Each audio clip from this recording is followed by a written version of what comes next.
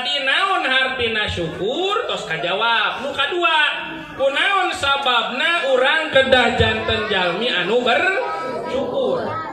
Jawabanana seueur Ibu.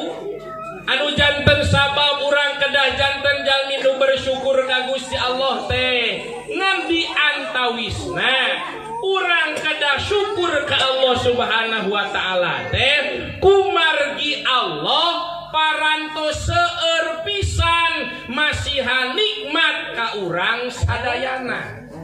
Sekali deui, urang kedah syukur ka Gusti Allah teh kumargi Allah parantos seueur masihan nikmat ka urang sadayana. Nanya kitu Pak Ustad, nikmati Allah teh seueur kalintang pisan seueurna ceuh. Malihan upami kurang bade dietang eta nikmati Gusti Allah, yakin latuh suha moal kaeta. Saking seueurna nikmat anu ku Allah dipasikeun ka urang sadayana. Mana contohna cek Ustad nikmati Gusti Allah teh tong nempo diri batur, tong nempo awak batur. Tingali awak urang masing-masing, tingali wujud urang masing-masing. Sadayana ge ieu teh nikmati Allah wungkul, sadayana ge syukuraneun wungkul. Contoh pangamung ya, gaduh pangamung sadayana. Hatur nuhun. Cing keur guru ya. Alhamdulillah tilu. Berarti saya beri deui. Nah, bohong tos sing tengah cakap. Naon tadi teh? Tuh, jadi poho deui. Loba kabaing banget. Sabab Allah tos seueur masihani contona wujud ieu teh sadayana ge nikmati Allah wungkul, sadayana ge syukuraneun wungkul. Contoh pangamung ya, nikmati Allah ya teh. Gaduh pangamung sadayana. Sabari jiliangna. Kaluhur ka handap liangna. Aya nu liang irungna kaluhur. Allah. Sababna lamun liang irung kaluhur di mana-mani di akhir ngerebek cai teh kana irung. Nikmati saya pangamung ti Gusti. Contoh deui cepil eta. Gaduh cepil. Sok perhatos ke sadayana cenah. Ieu cepil teh teu heuras teuing, teu leuleus teuing. Leres teu. Nah sababna lamun ceuli heuras teuing di mana sare nya ngigir ngaganyel jadi. Sabalikna lamun ceuli ipis teuing di tengah jalan ketebak angin teu dek cicing. Cinta di kebon ka imah kudu nyekelan ceuli. Terus tadi cekelan digiblikan wae da ceuli na ipis teuing. Teu heuras teuing, teu leuleus. Nikmati saha? Di Allah Subhanahu. Nikmat nu aya dina badan urang, lamun kurang rek dietang nepi ka subuh yang ngaji teh moal halus. Maka urang sadayana mulih ti dieu kada seueur syukur ka Allah Subhanahu. Loba aral hirup di dunia teh. Osok aral. Aya manusia segala osok teuing. Beda kiceupna ada kiceup aral. Dari sate ayeuna we keur ngaji. Balik ke dia mah susah deui. Balik ka imah mah komo di imah na loba nu nagih. Ada rata-rata di mana? Jeung ai nyaho segala. Gede nyaho da di mana-mana lolobana gitu. Nah, loba nu nagih udah hirupna segala dianyuk. Boboko nganyuk.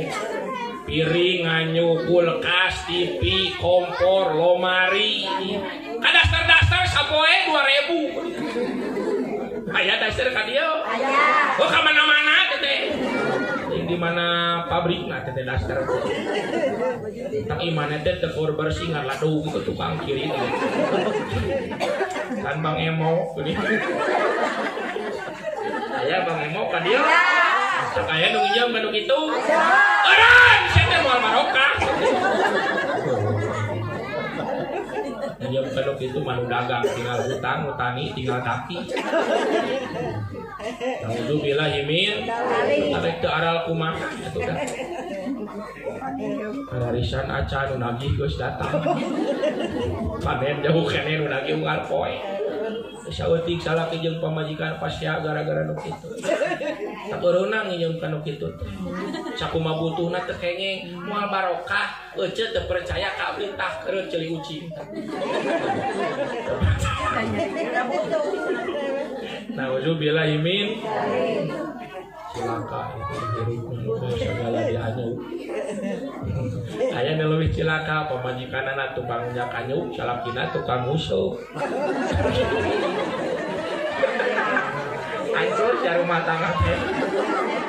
Terus jadi korban anak dengan itu dijem santinya. Pamajikanana unyang kanyuk, salakina musuh. Auzubillah min menang malauk. Maka bangga-bangga kali-kali lah bisa berdahkan orang teh. Kugu menang lauk teh. Mata kieu nusuk arah mulai di doakeun sing bararinga teh nya. Kasusana sing digentos ku kabingahan. Tak eureun unyang kanyukna. Rada arah urang mah kada seueur syukur ka Allah Subhanahu wa taala. Sok seueurkeun syukur ka loba aral. Dalam bumi loba aral. Nah loba aral da urang mah sok salah mikir. Salah mikir kumaha Pak Ustad? Urang mah sok salah mikir teh kieu nu aya dina pikiran urang nikmati Allah teh ngan duit, tojang duit. Lamun keur teu boga duit asa teu dibere nikmat ku Gusti Allah teh. Eta teh salah nu kitu teh. Naon sababna kasehatan nikmat di Gusti Allah. Naon sababna da keur naon ngeunahna urang di alam dunia sagala aya ari awak gering. Awak geringan. Leres teu? Leres teu? Segala aya tapi segala teu meunang. Minum teh manis diabetes. Minum kopi asam lambung. Oh, rek minum susu kolesterol. Segala aya tapi segala teu meunang da mantak nyeri hate di dunia. Batur macet tuh di rumah sakit nu hayang dioperasi kudu nu hayang hitut kudu dioperasi 10 juta. Urang mah hayang hitut teu kudu ngaluarkeun duit 10 juta. Yang itu diridi ke dapur jemel bujur sabelah ceos pan beres. Sok lamun sakali ceos 10 juta. 7 kali ceos 70 juta jual iman. Eta nikmati Allah teh sanes ka sanes harta kasehatan ge nikmat di Gusti Allah. Mata kabirek naraos kan hadir ye jawab sing jujur. Tinggal ka dieu sadayana jawab sing jujur. Ece jeung akang ibu sareng bapak neng jeung cep hirup di alam dunia teh mending miskin bari sehat atawa beunghar bari gering mending mana?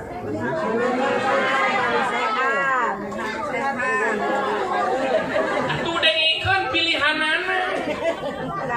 Balikan deui. Mending miskin bari sehat atawa beunghar bari gering mending mana? Nyabar udeg urang kita. Tata aya pilihan beunghar bari sehat teh eueuh. Kan ieu mah urang lamun ya, urang ngalamun ieu mah. Kan ke urang tungtungan ku doa, mudah-mudahan urang nu hadir sing beunghar bari sehat. Amin. Ieu mah lamun ya lamun heula lamun ye. Cek Allah teh wahai orang Gunung Masigit. Anjeun hirup di alam dunia teh bisa milih, awas ye. Beunghar sehat deui tingalikeun. Kada lamun ieu mah lamun menimu ngalamun ge saha teh. Kada lamun ke urang tungtungan, urang mah sing beunghar bari sehat. Ayeuna mah lamun heula. Anjeun di dunia teh bisa milih. Awas. Mending miskin bari sehat atawa beunghar bari gering bari mana? Miskin bari sehat. Ari abdi mah mending beunghar bari sehat. Sopan abdi mah lain orang dia. Tadi nu ditambilina ke orang Gunung Masigit. Orang Lembang lain orang dia. Kan mudah-mudahan urang nu hadir mah sing beunghar bari sehat. Paling henteu sing beunghar hate. Eta. Cek sing beunghar hate. Ulah sulit roti. Belang pahit dagingna, bahan tulangna, bau hitutna. Nah sababna di dunia urang ulah sulit hati, nu sulit hati mah geringan. Dengikeun tah. Nu sulit hati mah geringan. Nu sulit hati mah geringan. Urang mah ulah sulit kudu jembar nyarah jag. Gitu. Memikiran nikmat nu ku Allah dibikeun ka batur we irungna teh. Batur susah, urang senang. Batur senang, batur urang susah kanaon. Hirup itu mah hirup di dunia da moal. Batur meuli sapeda, manehna nyeri buntung. Batur kabeli motor, manehna nyeri cira.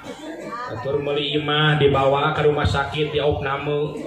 Batur meuli tanah, manehna modal. Nah, batur nu meunang nikmatna urang nu susahna urang nu geuringna.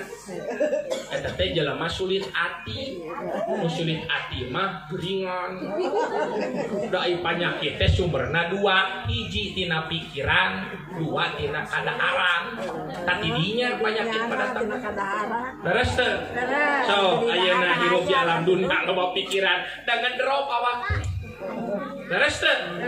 Loba pikiran. Nu kadua tina tuangeun matak ari barang tuang teh nu matak nyehatkeun kana awak. Sing jemar manah sadayana. Ulah sulit ati. Catat nikmati Allah sanes harta wungkul kasehatan ge nikmati Gusti Allah. Kurang kedaseur syukur ka Gusti Allah. Margi Allah parantos seueur masya nikmat ka urang sadaya. Dua taberes.